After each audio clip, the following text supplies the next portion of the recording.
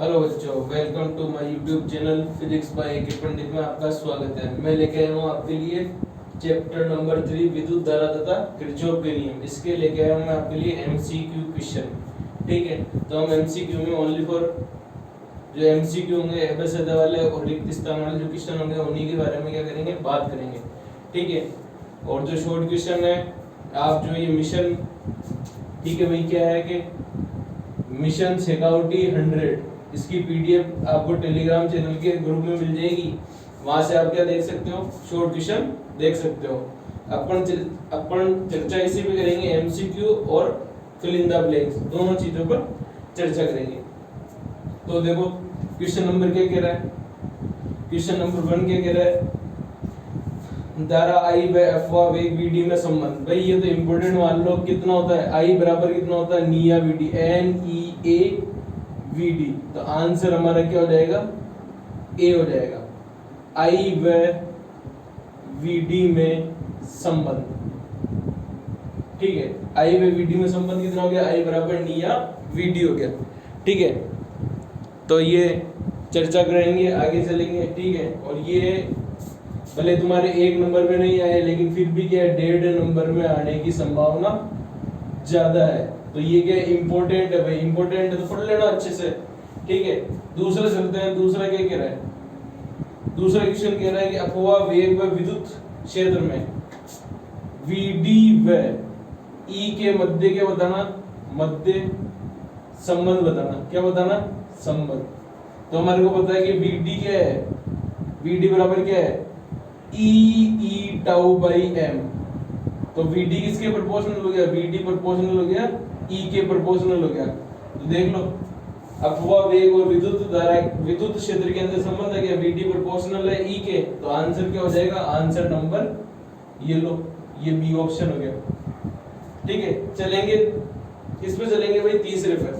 तीसरा कह रहा है कि कार्बन प्रतिरोध का मान दे रखा है और उस पे तुम्हारे को क्या बताना है, पड़तम वलय के ऊपर क्या बताना है, कौन सा कलर है ये बताना है।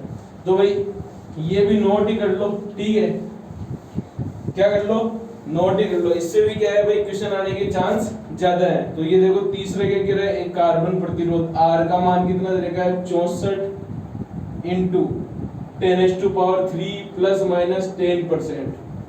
क्या दे रखा है, ये दे रखा है, और साथ में क्या दे रखा है, ये ओम दे रखा है। तो भाई क्या बताना तुम्हारे को कि प्रतिरोध की प्रथम पट्टी का रंग, भाई प्रथम पट्टी का क्या बताना, रंग बताना। तो ये हो गया, ये लो, ये प्रतिरोध ऐसा बना हुआ था कार्बन का। ठीक है, इस पे ये क्या हो गई, पहली 2 वलय हो गई। ठीक है, ये दूसरी वलय हो गई और ये तीसरी चौथी। तो भाई प्रथम 2 वलय क्या बताएगी, भाई प्रथम 2 वलय क्या बताएगी, अंक बताएगी। क्या बताएगी, अंक। तीसरी क्या बताएगी, 10 की पावर में, यानी 10 की पावर का क्या बताएगी, सार्थक अंक बताएगी। क्या बताएगी, सार्थक अंक बताएगी। और चौथी क्या बताएगी, क्या उसके अंदर परसेंटेज में, ठीक है, क्या बताएगी, परसेंटेज के अंदर क्या बताएगी कि 5% उसका मान बढ़ भी सकता है, घट भी सकता है। ठीक है, तो ये क्या बताएगी, मान में बढ़ोतरी या कमी को बताएगी। ठीक है, इसको दूसरे वर्ड में भी कहते हैं जो, ठीक है, मैंने बिल्कुल इजी वे में बता दिया। तो अब देखो 64, तो भाई क्या आता है, बी बी रॉय, ये लो, Great Britain very good wife. भाई क्या गया, very good wife. Silver golden, ये लो सिल्वर गोल्डन, और ये हो गया नो कलर। अब देखो इसको क्या कहेंगे, 0 1 2 3 4 5 6 7 8 और ये हो गया 9। आगे इस पे कलर नहीं आएंगे तो इधर क्या आएंगे भाई, इधर देखो ये क्या आएगा, 10 की पावर आएगा तो 10 की पावर ये 0 हो जाएगी, फिर 10 की पावर 1 हो जाएगी, 10 की पावर 2 ऐसा आ जाएगी। और ये क्या बताएगा, ये बताएगा इधर प्लस माइनस 5%। ठीक है, ये प्लस माइनस 10% और ये प्लस माइनस 15%, ये चीज बताएंगे। तो भाई ये तुम्हारे को याद रखनी है और याद तुम्हारे को होगी। तो अब देखो पहला इसने क्या पूछा है कि प्रथम पट्टिका पे ये देखो 6 अंक बता रहा है, तो कलर कौन सा होगा, तो अब देखो 6, देखो ये 0, तो कौन सा रहा भाई, देखो छठे के समानांतर कलर कौन सा आ रहा है? नीला, यानी कि क्या आ रहा है? ब्लू। क्या आ रहा है भाई? ब्लू, यानी कि क्या आ रहा है? नीला। तो आंसर हमारा क्या हो जाएगा? आंसर क्या होगा? प्रथम पट्टिका का रंग कौन सा हो जाएगा? नीला। तो आंसर हो जाएगा सी है क्या आंसर? ये लो भाई, ये हो गया। अच्छे से देख लो एक बार इसको, ठीक है। ये B B Roy Great Britain very good wife, silver golden no colour, ये याद रखनी है आपको, ठीक है। और इससे ये मान लो डेफिनेट अगर पूछेगा तो 1 नंबर का क्वेश्चन जरूर आएगा, 1 मार्क्स का क्वेश्चन जरूर आएगा। तो इसको तैयार कर लो अच्छे से, ठीक है। अच्छे से कर लोगे तो 1 नंबर कहीं नहीं जाएगा, ठीक है। और भाई पेपर से जस्ट 3 दिन पहले यानी कि 1 तारीख को लगभग, ठीक है, तो 1 तारीख को हम लेके आएंगे आपके लिए वेरी वेरी इंपॉर्टेंट क्वेश्चन लेके आएंगे 50 क्वेश्चन। तो उन 50 क्वेश्चन में से लगभग आपके कितने क्वेश्चन मिल जाएंगे? कितने मिल जाएंगे? 25 से 30 क्वेश्चन मिल जाएंगे आपके। वो भी कौन से मिलेंगे भाई? छोटे छोटे बड़े सब मिल जाएंगे भाई, ठीक है। तो वो अच्छे से क्या करना है तुम्हारे को? तैयार करना है, ठीक है। तो एक दिन में अगर पढ़ी हुई है फिजिक्स का चैप्टर सारे, तो आप एक दिन के अंदर क्या कर सकते हो? तैयार कर सकते हो। तो अब चलेंगे नंबर 4 पर। ये कह रहा है कि नंबर 4 ये कह रहा है कि 2.1 वोल्ट का एक सेल 0.2 एम्पीयर की धारा देता है। ये धारा 10 ओम के प्रतिरोध से गुजरती है, तो सेल का आंतरिक प्रतिरोध, तो भाई हमारे को पता है कि I बराबर कितना होता है? E भाई कितना होता है? R plus small r। इसने दे रखी कितनी दे रखी है? 0.2 एम्पीयर की धारा दे रखी है, इसने 2.1 वोल्ट दे रखा है इसका मान, और इसका मान दे रखा है 10 ओम, और इसका मान क्या करना है? स्मॉल r का मान आपको फाइंड आउट करना है। तो देखो भाई इसको इससे मल्टीप्लाई किया तो 0.2 into 10 प्लस 0.2 into r, और इधर कितना हो गया? 2.1 वोल्ट हो गया। ये देखो कितना हो गया? 2 वोल्ट हो गया, प्लस 0.2 r हो गया, और ये हो गया 2.1 वोल्ट हो गया। तो अब देखो 0.2 r बराबर कितना हो गया? 2.1 माइनस 2, तो 0.2 r बराबर कितना हो गया? 0.1 रह जाएगा। तो r बराबर कितना हो गया? 0.1 बाई 0.2 हो जाएगा। तो ये पॉइंट से पॉइंट हट गया तो कितना आ जाएगा? 1/2। तो इधर देखो भाई r का मान कितना हो गया? 1/2। उसको क्या लिख सकते हो तुम? 0.5 लिख सकते हो या नहीं लिख सकते हो? लिख सकते हो तो देख लो, ऑप्शन दोबारा चेक कर लेना, पीडीएफ फाइल देख के कौन सा ऑप्शन आ रहा है। जो ऑप्शन आएगा वही सही है हमारा, ठीक है। तो मैं देख देता हूँ तुम्हारा ऑप्शन कौन सा आ रहा है, ठीक है। ऑप्शन आ रहा बी, तो आंसर क्या हो जाएगा? बी। तो लो भाई ये आंसर कौन सा हो गया? बी। आर बराबर कितना हो गया? 0.5 ओम हो गया, ठीक है। अब चलेंगे चौथे के बाद में 5वें, प्रतिरोध मापन के लिए उपयोग में आने वाला उपकरण। भाई प्रतिरोध मापन का, ठीक है, तो अपन बात करेंगे सारी की।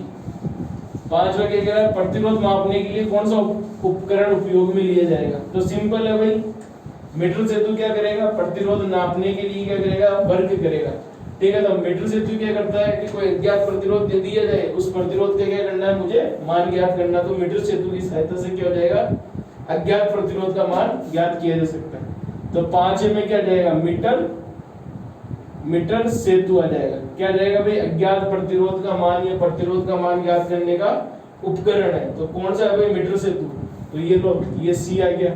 चलते हैं भाई छठे में, ज्यादा टाइम नहीं लेंगे, ठीक है।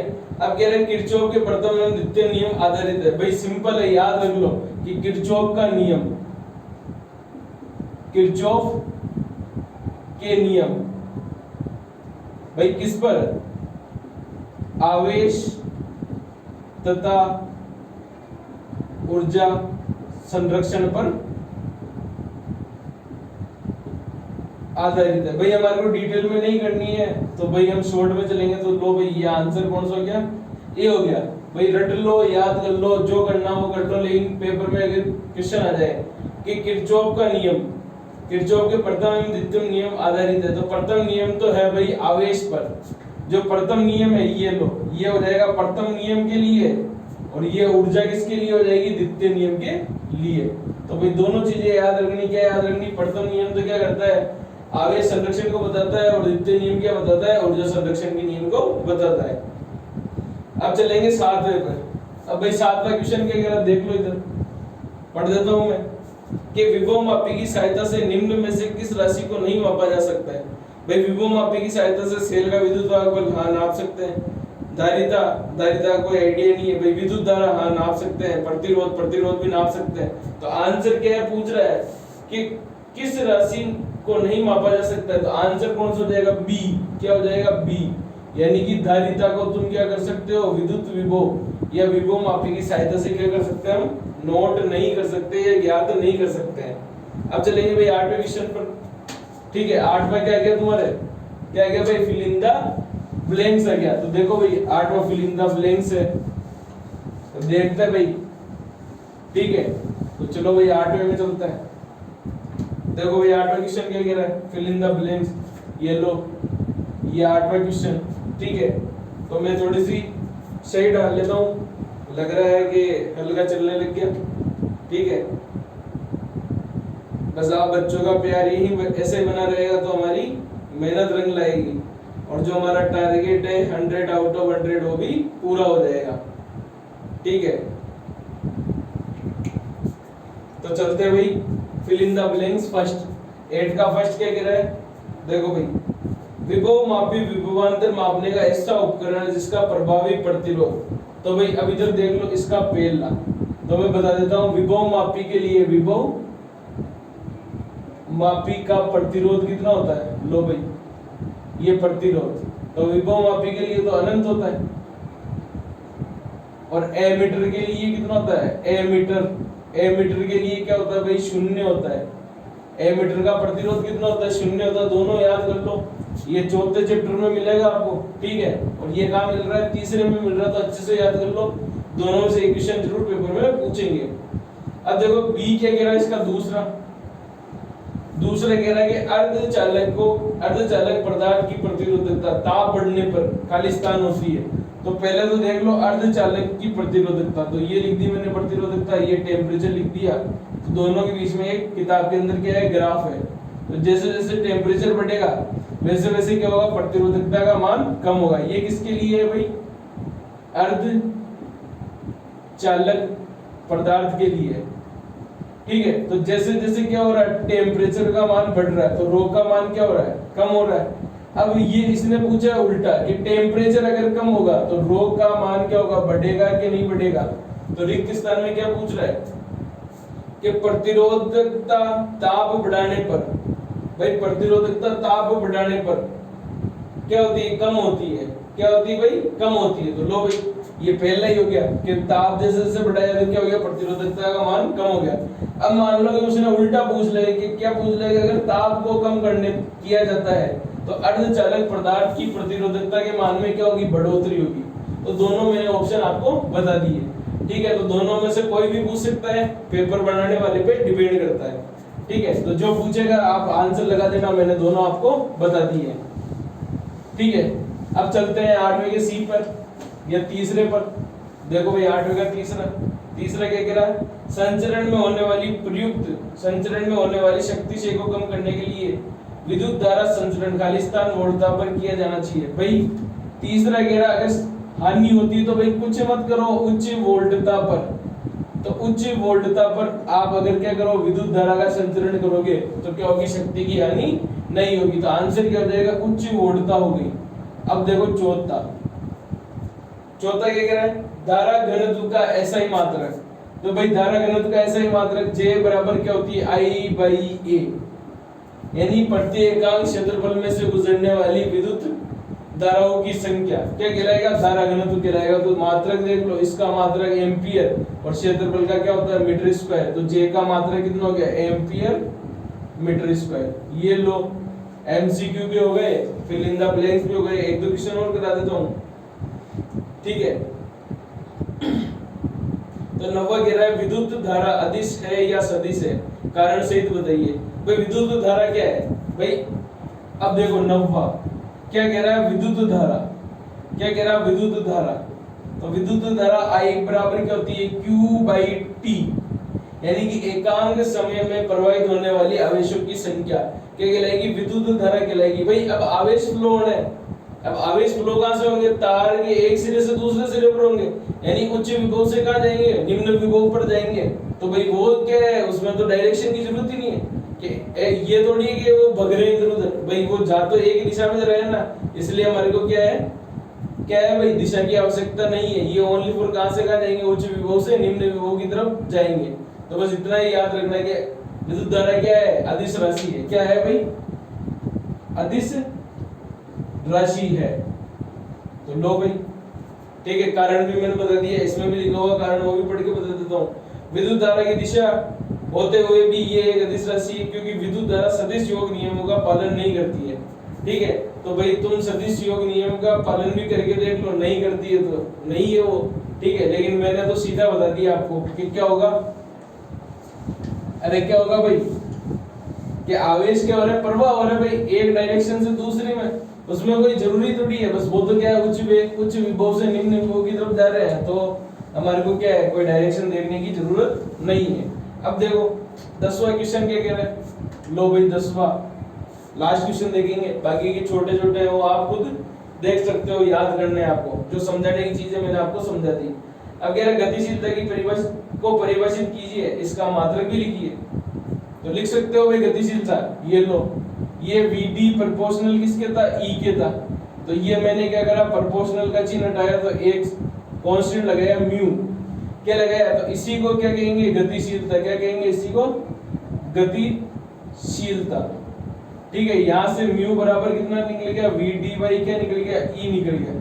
तो भाई तुम सीधी परिभाषा में लिख सकते हो गतिशीलता की, अपवाह वेग। क्या हो गया भाई, अपवाह वेग तथा विद्युत क्षेत्र के अनुपात को, विद्युत क्षेत्र के अनुपात को क्या कहते हैं, गतिशीलता कहते हैं। क्या कहते हैं, गतिशीलता कहते हैं। ठीक है, और अब बताओ, अरे बताओ ना क्या होगा। अब देखो वेग का मात्रक क्या होता है, मीटर पर सेकंड, और विद्युत क्षेत्र का मात्रक क्या होता है, वोल्ट अपॉन मीटर होता है। और दूसरा क्या होता है, अरे भाई दूसरा क्या होता है, न्यूटन अपॉन कूलम भी होता है। क्या होता है, देखो E बराबर क्या होता है, F बाई कितना होता है, Q, इसका मात्रक न्यूटन और इसका कूलम, और इसको क्या कहते हैं, वोल्ट बाई मीटर भी लिख सकते हो। तो अब देखो ये सेकंड नीचे जाएगा तो क्या है, metre square into volt second, तो गतिशीलता का मात्रक क्या हो गया, metre square upon volt into second.